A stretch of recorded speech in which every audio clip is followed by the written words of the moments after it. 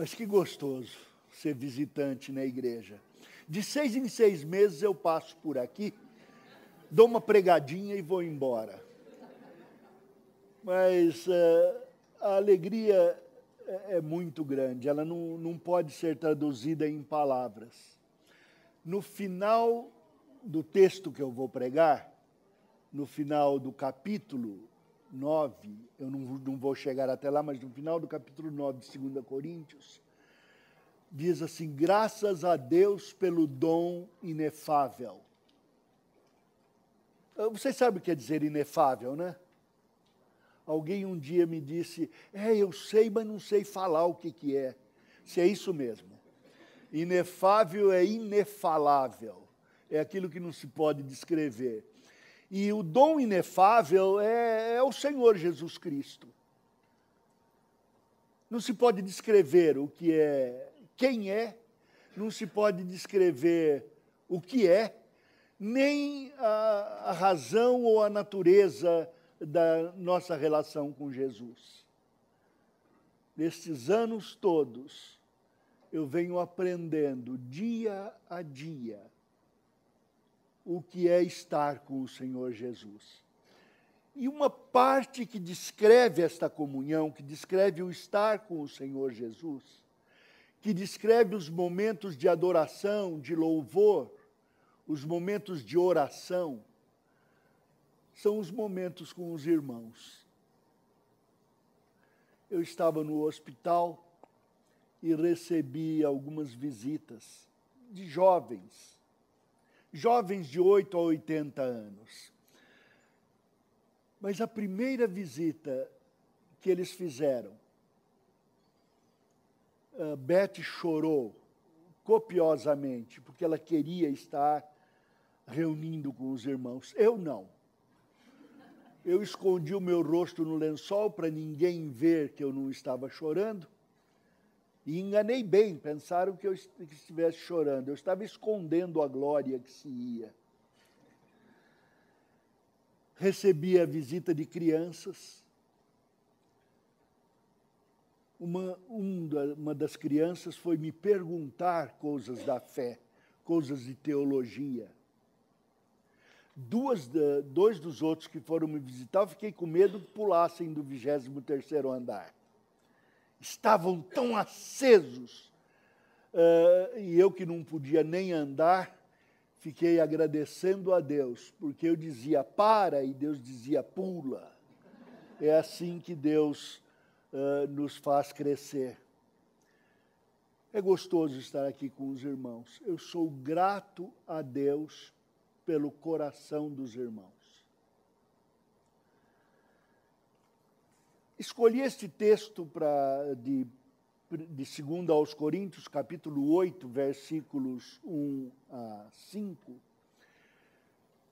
porque ele, em todos esses 6 meses, os meus sentimentos foram resumidos aqui. As experiências com a palavra de Deus, as experiências com o Senhor Jesus, as experiências com os irmãos, se resumem neste texto. Deixe-me ler. 2 aos Coríntios, capítulo 8, versículos 1 a 5. Também, irmãos, vos fazemos conhecer a graça de Deus concedida às igrejas da Macedônia, porque no meio de muita prova de tribulação, manifestaram abundância de alegria, e a profunda pobreza deles superabundou em grande riqueza de sua generosidade. Porque eles, testemunho eu, na medida de suas posses, e mesmo acima delas, se mostraram voluntários, pedindo-nos com muitos rogos a graça de participarem da assistência aos santos.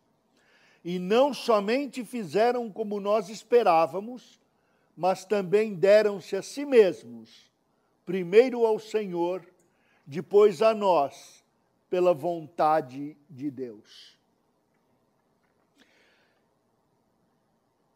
Para entender a maravilha desse texto, Vamos lembrar um pouquinho. Na primeira carta aos Coríntios, Paulo foi muito realista. Para quem ainda não está afeito às coisas da fé, deixe-me esclarecer. O cristão não é jamais pessimista. Ele não pode ser como o Paulama, é este o nome, o Paulama, do C.S. Lewis?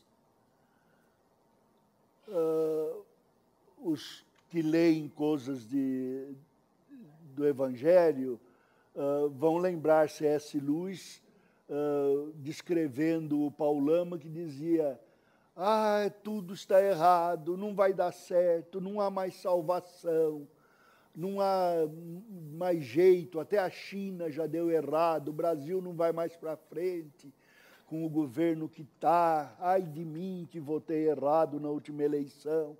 Esse é o Paulama. Agora, para quem não está acostumado, para quem vê televisão, é de lembrar daquela personagem que dizia: ó dia, ó mês, ó ano. Lembra-se disso? Os mais velhos vão lembrar. O crente não é assim. Mas, por outro lado, ele não pode ser otimista. Não é chegar na beira da cama para o enfermo e dizer: não se preocupe não, minha avó também teve isso. Porque se perguntado o que aconteceu com ela, vai ter que dizer: morreu. Porque o otimismo sempre chega a um ponto onde ele não pode ser mantido.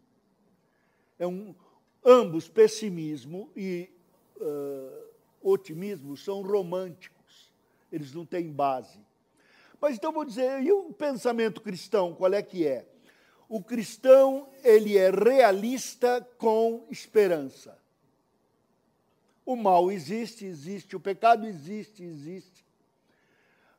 O mal existe, a violência existe, a dor existe, e nada disso é bom.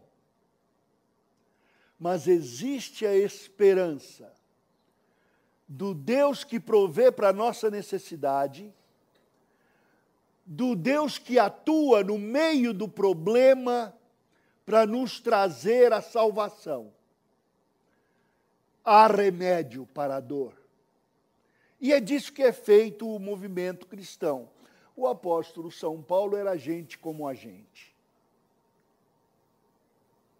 Estava lá, às vezes, na cadeia, preso por causa do Evangelho, e tendo que sorrir para quem ia visitá-lo e dizer: a vida lá fora está dura, Paulo, ainda bem que você está aqui na cadeia, né? E ele tinha que sorrir e dizer: irmãozinho, estou protegido por essas paredes. Ele recebia gente que ia falar mal de gente. Isso é uma das piores coisas que pode acontecer. Na primeira carta, ele diz que recebeu gente e recebeu comunicado, cartas, de pessoas contando os problemas da igreja. Paulo, tem gente lá que está dormindo com a pessoa errada, que não é esposa. Outro vinha dizer: isso não é só, Paulo, tem gente lá que está fazendo culto, parece carismático, fica aí dando aleluia até para o bode. Via outro e dizia: Paulo, o problema é maior. Tem gente que vai beber vinho na ceia e bebe até se embriagar. Outro ainda vinha: não, isso daí não é nada, tem gente comendo carne sacrificada para ídolo. E Paulo estava bravo com as brigas. Ele disse: nunca foi ninguém lá reclamar que a carnalidade estava rompante na igreja e tinha gente falando mal de gente. Paulo escreveu a primeira carta corrigindo. E nessa primeira carta ele diz: sabe na verdade o que falta? Amor. Se vocês soubessem amar, tudo suportariam. Trabalhariam na vida dos irmãos em vez de falar mal deles. Se vocês amassem mais a Deus do que a si mesmos, se amassem o próximo como amam a Deus, amariam como que desejariam ser amados. E tudo seria diferente. E acontece que a coisa mudou. Até no início da segunda carta, ele diz, olha, aquele fulano que estava cometendo pecado aí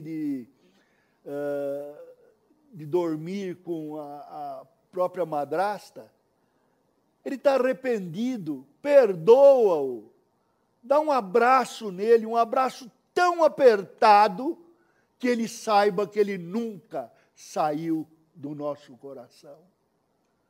Porque arrependido, ele fez o que vocês não têm feito. Mas o pessoal sabe, nós temos coração duro, né? Quando eu não gosto de alguém, eu vou contar uma coisa, eu não gosto mesmo. Dura coisa é cair na desgraça do Vadislau. Porque a memória é de elefante. Eu posso não lembrar do bem que me fizeram, mas do mal, até 100 anos eu não perdoo. E é disso que Deus me censura. Ele diz, Vadislau, você é avarento. Avarento de dor, gosta de sofrer para poder colocar a culpa em alguém. Gosta de que falem mal dos outros porque pelo menos você é melhor. Você não é o primeiro a levantar o nome da pessoa. Mas por outro lado, basta dizer o nome de alguém e soltar para você que você já sabe como trilhar nos dentes qualquer um. Eu conheço o meu coração. Quando me desagrado para valer. E é nisso que Deus quer mudar meu coração com amor. Olhem como ele inicia o capítulo 8. Antes, deixe-me lembrar. Capítulo 8 e capítulo 9 de 2 aos Coríntios é o mesmo conteúdo. Algumas pessoas até acham que Paulo escreveu o capítulo 8 para os de Corinto. E o capítulo 9 ele escreveu ou depois ou ao mesmo tempo que era para ser lido em toda a Acaia, toda a região, as outras igrejas. Tem o mesmo conteúdo. Mas ele inicia a sua palavra final para os crentes de Corinto, dizendo, irmãos, vos fazemos conhecer a graça de Deus concedida aos macedônios.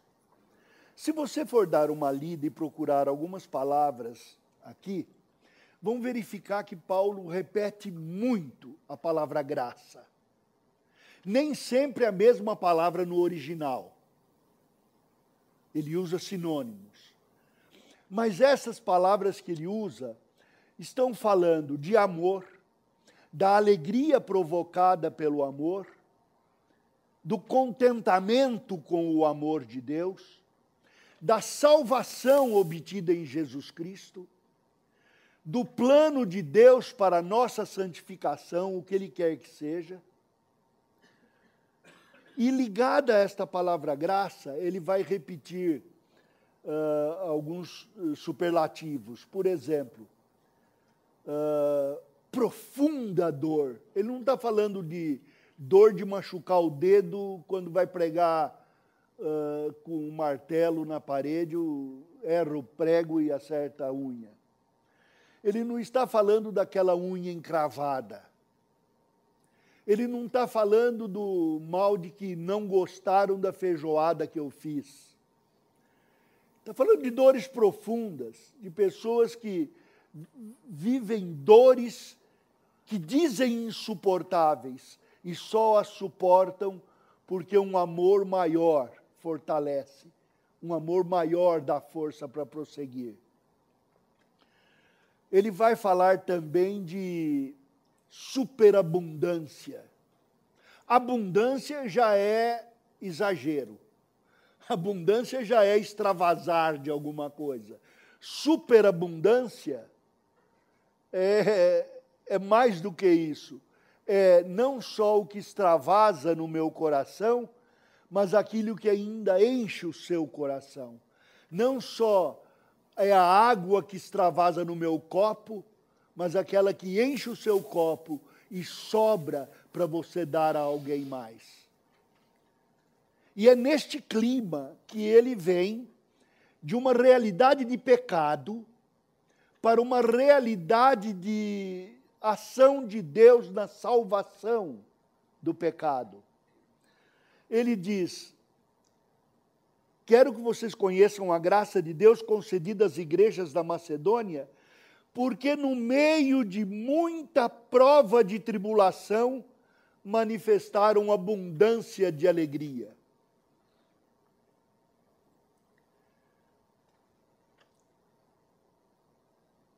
Eu já vi algumas dores que para mim não me passavam na cabeça.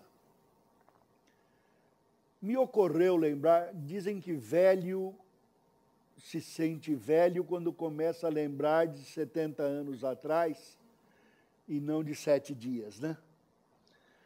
Mas eu passava na frente do edifício da Gameleira, em Belo Horizonte, quando de repente o meu Fusquinha foi balançado no meio da rua e jogado quase meio metro ao lado, sem exagero, sem superlativo. Desci do carro e fui na direção do estrondo que havia ouvido. E ali um edifício ainda desmoronava. Um bloco de concreto de toneladas havia caído sobre a perna de um operário. Um moço que corria do meu lado perguntou: o que você faz? Eu disse: sou pastor. Ele disse: então ora que nós vamos ter que tirar a perna desse cara. Contei isto para uma enfermeira nesta semana. Ela disse: ué, mas não precisava cortar a perna. Por que não levantaram o bloco? Hoje diz que tem máquina que faz isso, né? Até as firmas têm. Eu tentei. Eu gritei: Shazam! Não aconteceu nada. Gritei. O Superman não gritava nada, né? Mas não sentia dor. No final, eu orei. Falei: Deus, me dá força para ajudar esse cara, porque eu não sei o que vai acontecer aqui. Nem orei por ele. No meu egoísmo, meu sofrimento de ver a dor dos outros era bem maior.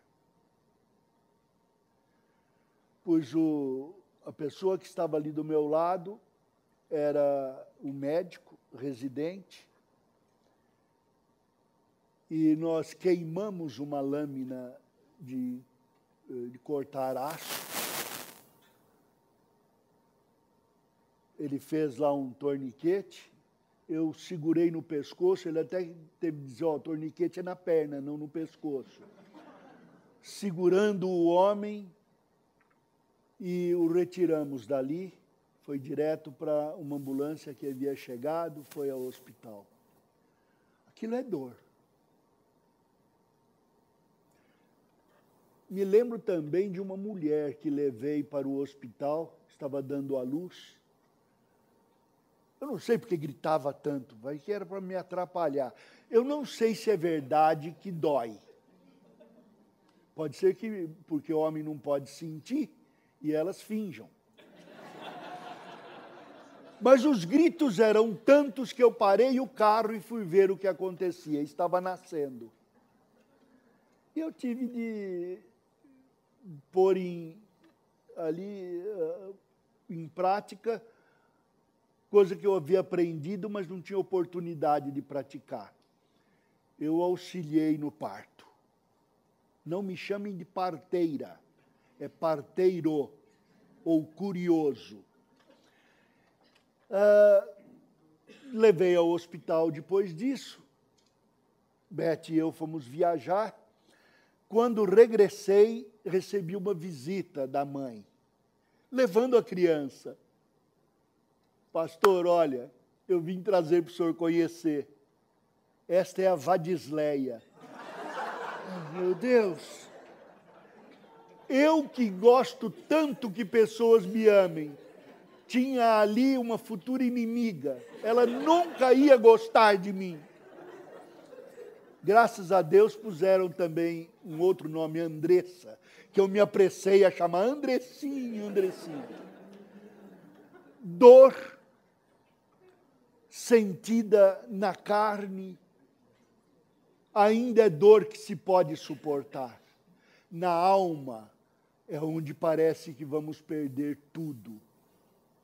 Mas ainda assim, o Senhor Jesus, pelo seu Espírito, além de viver estas coisas, ordenou que se escrevessem. Nenhum sofrimento, nenhuma dor é além da possibilidade humana. E fiel é Deus, que juntamente com o sofrimento provê libertação. E a esperança de libertação, saber que vai acabar um dia, permite que tenhamos esperança. Então, o apóstolo São Paulo levanta estas coisas quando ele diz: olhem para os crentes da Macedônia. No meio de prova de tribulação, garantiram no interior uma alegria que não podia ser roubada. Quando o presbítero Custódio estava falando aqui a respeito da cobiça, e ele disse que cobiça e inveja são, vou dizer com as minhas palavras, são as duas faces da mesma moeda. Uma é querer uma coisa e a outra é querer a coisa quando ela pertence ao nosso irmão. É falta de contentamento. Notem que quando não estamos contentes com o que Deus nos manda, nós o ofendemos porque rejeitamos a sua salvação, a sua libertação. Ela devia provocar contentamento. Contentamento é uma espécie de alegria que não termina em riso. Ela não necessariamente termina em gargalhada. Há coisas tristes demais que exigem nosso choro, mas elas jamais podem ser sem contentamento, sem satisfação, ou não teremos com o que ajudar o nosso irmão. Num dia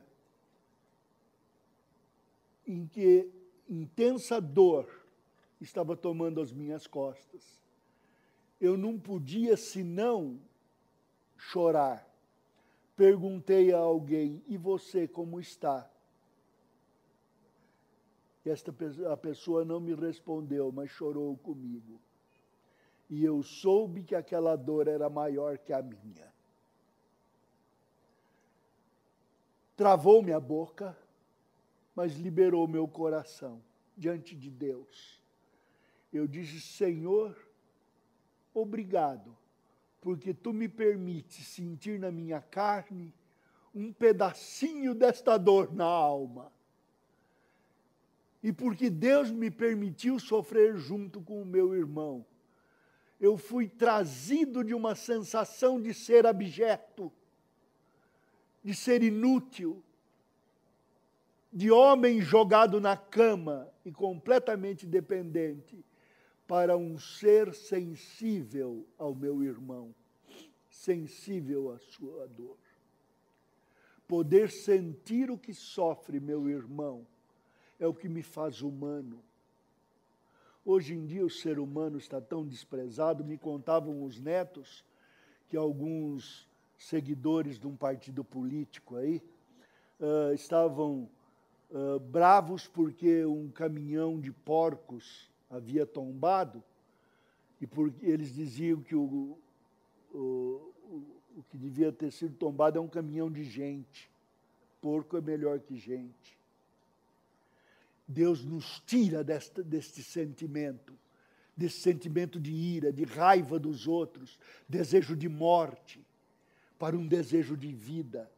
E aquele que está vivo, por mais fraco que esteja, ele tem força para levantar o coração do seu irmão. E se levanta até sem voz, olhando olho no olho. Então Paulo chama a atenção para isso. Em segundo lugar, ele diz, na profunda tristeza, profunda pobreza deles, superabundou em grande riqueza de generosidade. Eles estavam passando necessidade, de pobreza mesmo, de não ter o que comer. As perseguições que sobrevieram, a igreja de Jerusalém, depois as igrejas do resto da Judéia, e as igrejas da Macedônia, os problemas por que passaram os deixaram sem ter o que comer.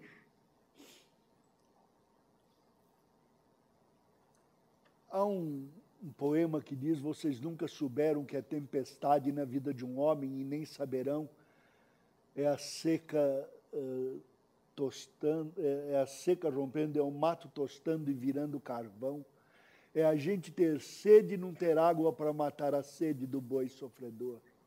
Vocês nunca souberam que é tempestade na vida de um homem e nem saberão. Mas nesta pobreza de fome, de miséria, diz a palavra de Deus, superabundou em grande riqueza de generosidade.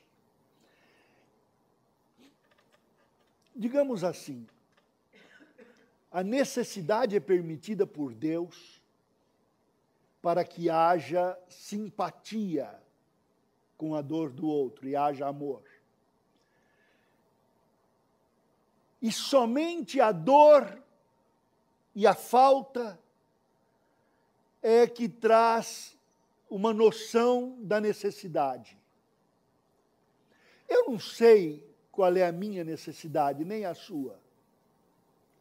Se me perguntarem se eu quero ganhar na loteria, minha resposta vai ser, dá para ganhar sem jogar? Porque se você vem me perguntar se eu quero dinheiro, claro! Dinheiro não é aquele negocinho que vem em papelzinho assim ou em moeda? Eu acho que eu já vi um desses. Claro, se querem que um carro, onde que está parado? Claro que eu quero. Se me perguntarem se você quer ser rico com saúde ou pobre doente, eu vou virar e falar, você andou bebendo? Claro que eu quero ser rico com saúde. Mas eu não vou saber o que é a necessidade se eu não passar necessidade. E há algo mais. A Bíblia diz que ninguém faça alguma coisa por necessidade. Não, mas espera aí. Não está confundindo as bolas, não? É para saber o que é necessidade ou não é para fazer por necessidade? Deixe-me dizer. Eu posso querer ajudar pessoas por necessidade. Tem muita gente que trabalha em serviço social, muito psicólogo, muito médico, muito crente, que só são essas coisas porque dependem delas para viver. Se eu não tiver a quem ajudar, eu passo mal. Então, para mim, é uma necessidade ter alguém passando mal. Tem igreja que tem necessidade de demônio. Aí eles vão dar relatório do culto, diz, pastor, o culto estava uma delícia. Tinha 6 endemoniados. Porque se não houver problema, ninguém vai me notar. Eu gosto quando tem gente precisando de dinheiro. Eu até mando trocar nota de 1.000. Existe ainda nota de 1.000? Para sair por aí distribuindo nota de um real. Eu ia falar de um cruzeiro. Nota de R$1 para todo mundo. Eu nunca perguntei, Davi, quando você era pequenininho e estava dando aquela moeda de tostão, de dólar, para a turma, o que você estava querendo fazer? Comprar amigo? Amigo bom é amigo de $1.000. Amigo de tostão. Há pessoas que preferem que os outros sofram para ter a quem ajudar. Por necessidade, não podemos ser generosos. Mas a Bíblia diz, mas descobramos qual é a verdadeira necessidade, a fim de que haja suprimento para a verdadeira necessidade. Na pobreza daqueles irmãos, eles descobriram como podiam ser generosos. Paulo vai descrever em outro lugar, eles oravam por vocês. Orar por alguém, quando não se pode dar mais nada, não deve ser levado como, olha, eu não posso fazer mais nada, só orar. Porque orar é tudo.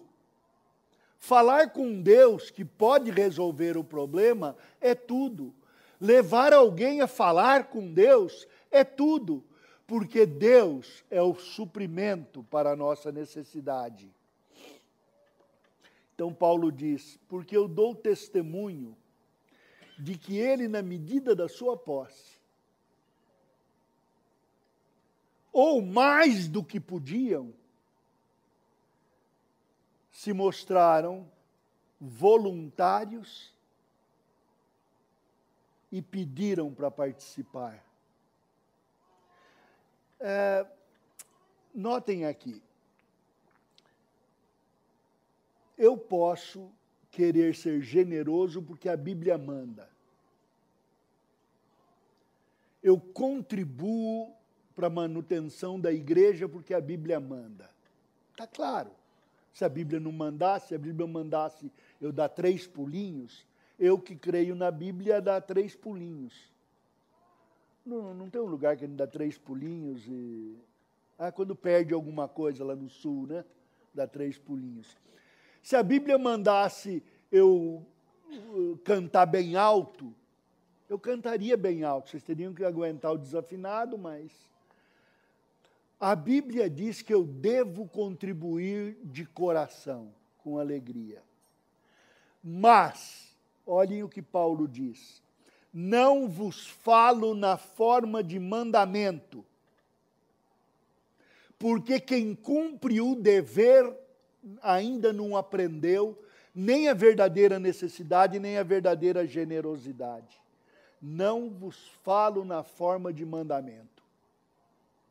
Se você vai terminar uma frase dizendo, devemos fazer assim, ainda não aprendeu como deveria ter aprendido. Porque o verdadeiro aprendizado é provar pela diligência de outros a sinceridade do amor, pois conheceis a graça de nosso Senhor Jesus Cristo, que sendo rico se fez pobre por amor de vós, para que pela sua pobreza vos tornasseis ricos. O Senhor está pedindo de nós alguma coisa que Paulo pediu dos coríntios. Ouçam isto também. Porque testemunho eu, na medida de suas posses, e mesmo acima delas se tornaram voluntários, pedindo-nos com muitos rogos a graça de participarem da assistência aos santos. E não somente isto. Não somente fizeram como nós esperávamos, mas deram-se a si mesmos, primeiro ao Senhor, depois a nós, pela vontade de Deus. Deus não está interessado no que você deve ou não deve fazer. Deus não está interessado no que você tem ou não para dar. Mas estas coisas se tornam interessantes. Essas coisas se tornam vitais. O que você é e o que você tem para dar, quando você dá a si mesmo primeiro. Primeiro a Deus e depois ao próximo. Deus está interessado na doação do próprio coração. Eu dizia a vocês que no meu coração há um rodemoinho de pecado. Ávaro de amor, eu nego o amor. Ávaro de louvor, eu nego louvar a ação dos meus irmãos. O Senhor quer que eu saia dessa crosta que me cerca, dessas defesas em que me encerro, para descobrir no meu irmão o objeto da graça do nosso Senhor Jesus Cristo. Que pense primeiro em Deus e segundo no meu irmão, e só então pense em mim mesmo. Aí está o segredo da verdadeira generosidade. Um tostão vale 1 milhão para quem já deu a própria vida. O Senhor deu a sua própria vida para que nós dessemos a nossa. E em dar tudo o que temos e o que somos, descobrir que somos mais ricos de amor e deixar que Deus providencie o que mais falta.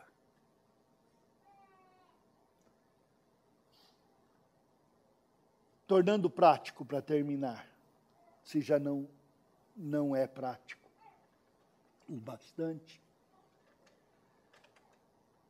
Quando você pensar na antipatia de alguém, olhe no espelho e pense no seguinte: quando você era completamente antipático a Deus, Ele o amou. Ele a amou primeiro. E tanto que deu-se a si mesmo na cruz do Calvário para transformar você em uma pessoa sensível, simpática. Nós que éramos indigestos, fomos feitos palatáveis. Quando você for reclamar de alguém que negou alguma coisa, meta a mão no seu bolso, veja o quanto sobrou lá e pense que as pessoas que deram às vezes do que não tinham. Assim, quando alguém fizer uma pequena visita em sua casa, vai ser como se um batalhão tivesse vindo com a sua fanfarra, tocando marchas e conduzindo o caminho. Quando você achar que está sozinho, olhe as hostes dos anjos que o Senhor traz. Olhem os crentes todos que já viveram no passado. Olhem para a Igreja de Cristo hoje e pense no sem número de pessoas cheias de amor que se entregam como mártires. E Deus então vai dar força a você para dar-se por aqueles que você censura hoje. Vamos ser realistas. Tem gente difícil de tragar, mas vamos ter a esperança de que Deus nos transforma e faz-nos comer até jiló quando for preciso. Faz-nos amar quando a pessoa não for amável. Assim é que somos convocados à generosidade. Que Deus os abençoe.